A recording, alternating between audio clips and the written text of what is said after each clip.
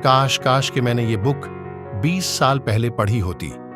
ये line America के एक बहुत ही बड़े बिल्डर लैरिसन क्लार्क ने कही थी जब उन्होंने पढ़ी थी।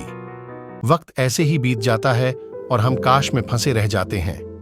ऐसी बहुत सारी चीजें हमें जब पता लगती है जिससे हमारी लाइफ बदल सकती थी, हमें कुछ सीखने को मिल सकता था, हमें तरक्की करने को मिल सकता था, पर वक्त बीत चुका होता है और बस रह जाता है तो ये एक काश कि मैंने ये कर लिया होता। नमस्कार, मैं हूं बता और आज हम चर्चा कर रहे हैं रॉबर्ट कियोसाकी के लिखे बुक पर।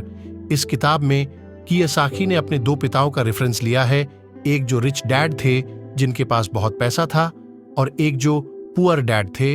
रॉबर्ट कियोसाकी अपने दोनों पिताओं को, दोनों डैड्स को बराबर का सम्मान देते थे और उनके जो दोनों पिता थे उतना ही प्यार करते थे।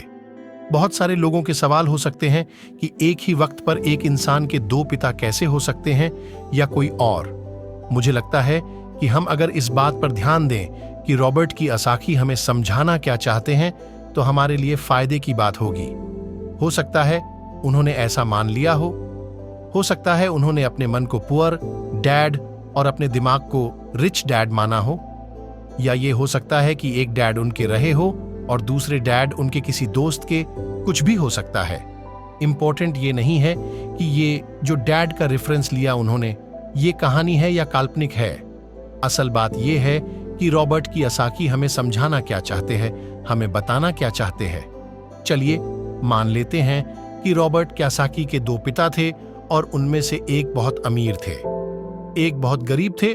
तो रॉबर्ट किया था कि कहते हैं कि सोच जो है वह बहुत बड़ा रोल प्ले करती है, और इसी माध्यम से रॉबर्ट कियोसाकी कहते हैं कि हालांकि वह दोनों पिता उनके अपने थे, हालांकि वह दोनों पिता उनका उतने ही शिद्दत से, उतने ही मन से ख्याल रखते थे, उतना ही प्यार करते थे, अपनी जान न्योछावर करते थे और हमेशा उन्हें सिखाने की कोशिश करते थे, जिंदगी में आगे बढ़ाने की कोशिश करते थे। पर ऐसा क्यों था कि उनके एक पिता अमीर थे और एक पिता गरीब? सारा खेल सोच का है, सारा खेल नजरिए का है। इंसान के जीवन की नाव डुबा सकता है तो ये हमारे ऊपर है कि हम किस रंग के चश्मे को पहनकर कैसा मौसम देखते हैं। किसी शायर ने क्या खूब कहा है कि जैसा डर हो वैसा मंजर होता है। अरे मौसम तो इंसान के अंदर होता है और उसी अंदर के मौसम को हमेशा बनाए रखने के लिए अपने आप को पॉजिटिव रखते हुए, अपना नजरिया सकारात्मक रखते हुए अगर हम सोचेंगे तो कुछ अच्छा तो जरूर होगा। बाकी और भी बातें हैं, सुनते रहिए।